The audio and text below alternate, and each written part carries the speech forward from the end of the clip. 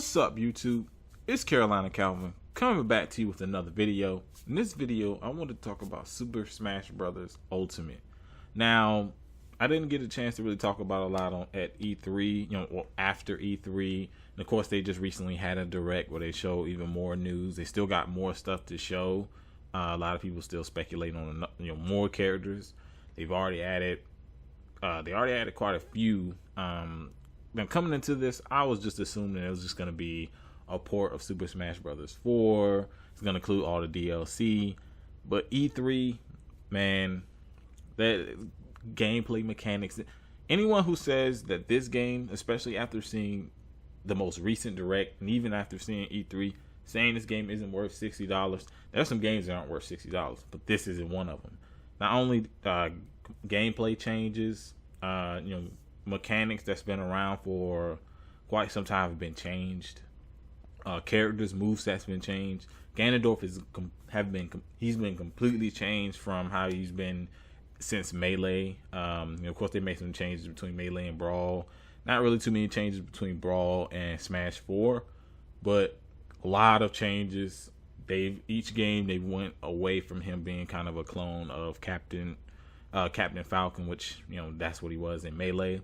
But graphics changes, from stages that we've seen in the past, older stages from even the 64 games, like of course being brought back. They include everything. I think there are a total of 71, 72, somewhere around that number in terms of fighters. That includes like the Echo fighters.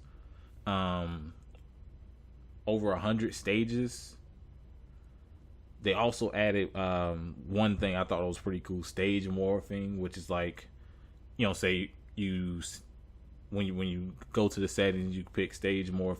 You can pick I don't know the set number you can pick, but you can pick a certain amount of stages, and you can like set it to 2 minutes. Every 2 minutes, the stage will morph until either randomly or I assume sequentially into that different stage. Now, I'm pretty sure this was possible on the Wii U version of Smash 4, but it was not. I'm pretty sure it's not possible on the 3DS, and it was a big reason why I didn't get the Ice Climbers. Those characters are coming back. Ice Climbers, Pichu from who was in one. He was in Melee. Wolf from Brawl, Snake from Brawl. Bringing in characters like Inkling. This is talking about the characters that they're new characters they're bringing in for this game. King K. Rool was announced recently. Simon Victor Belmont. Richter Belmont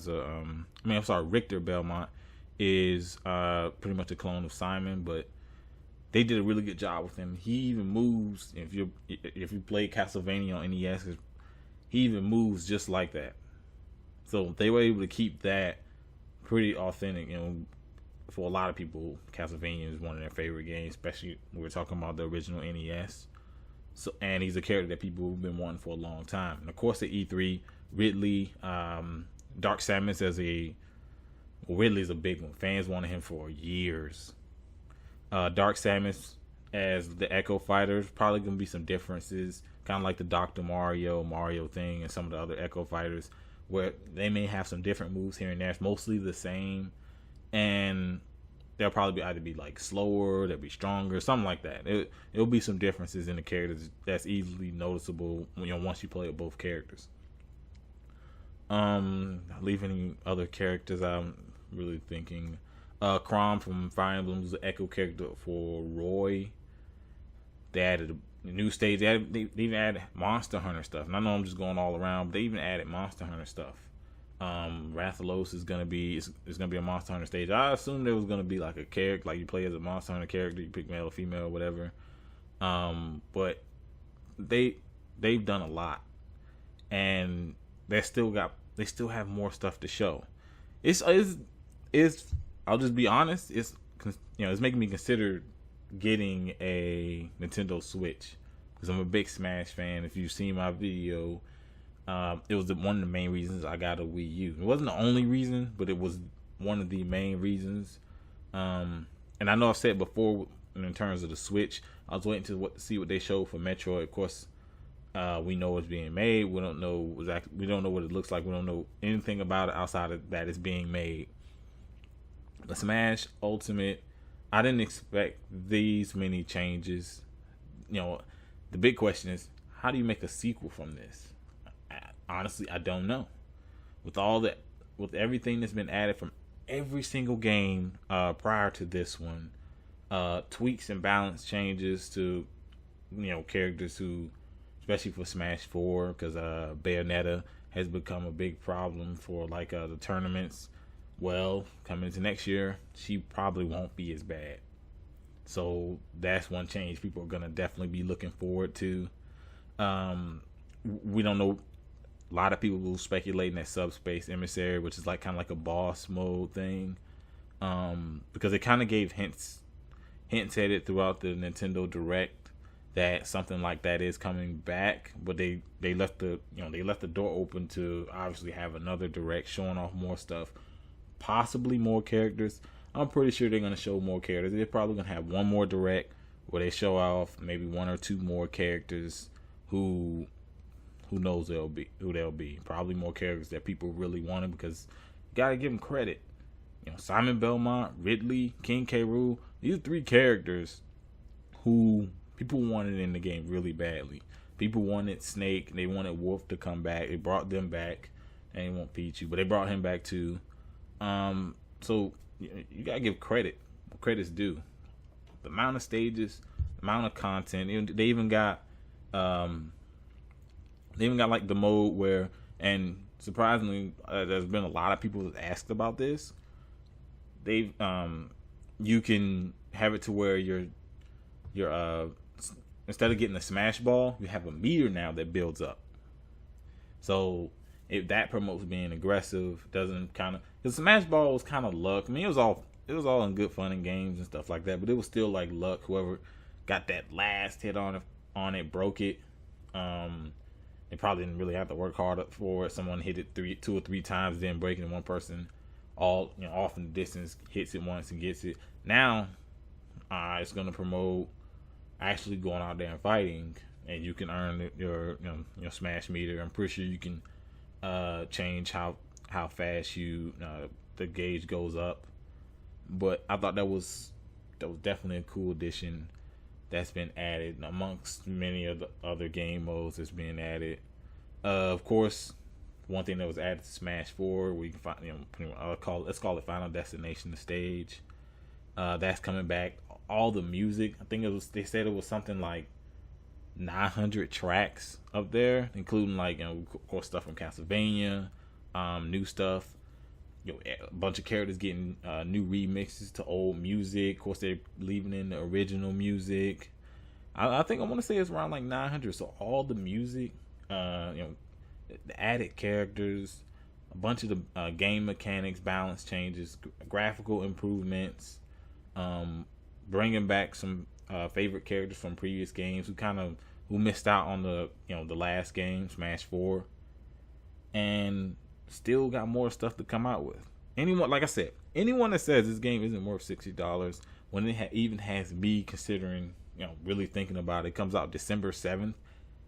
Anyone who says this game isn't worth $60, you're crazy. Now, I even said that if it was just a port with all the DLC content, that would have been worth just almost $60. But no, they packed all of this content, and Smash is, even with Smash 4, the base game, I thought it was the most content-filled game, one of the most content-filled games of last generation. Definitely in terms of Nintendo platform. You probably could say Zelda Breath of the Wild is up there, but the replay value that Smash has, but by being a fighting game, is crazy. Once they're gonna put Stage Builder back, I don't remember that being a thing in 4, but that'll be another nice thing to put in there. But like I said, they still have more stuff to announce, because they didn't really talk about like arcade mode or any other modes like outside of like your regular versus battles, stuff like that. They really didn't talk about those modes, but obviously they're saving that for another Direct. Who knows when? They got from now to December 7th. I give them about a month. I'll say in like October they'll show something. They'll have another Direct. But let me know what you think down in the comment section. What do you think about Smash Brothers Ultimate, if you're a fan, we think about all the characters, all the changes. I probably left out some stuff. It was a bunch of content. I'm going straight off the top of my head from what I remember from E3 and of course the Direct.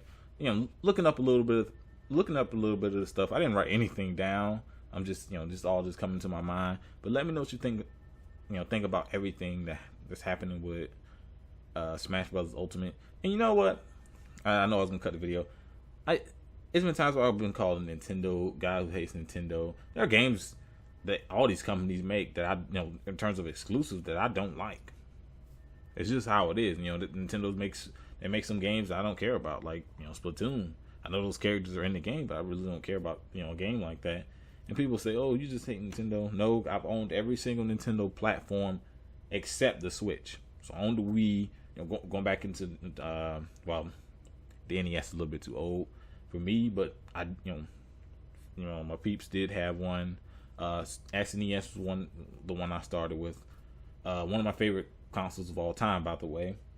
Only one I didn't own was like 3DS.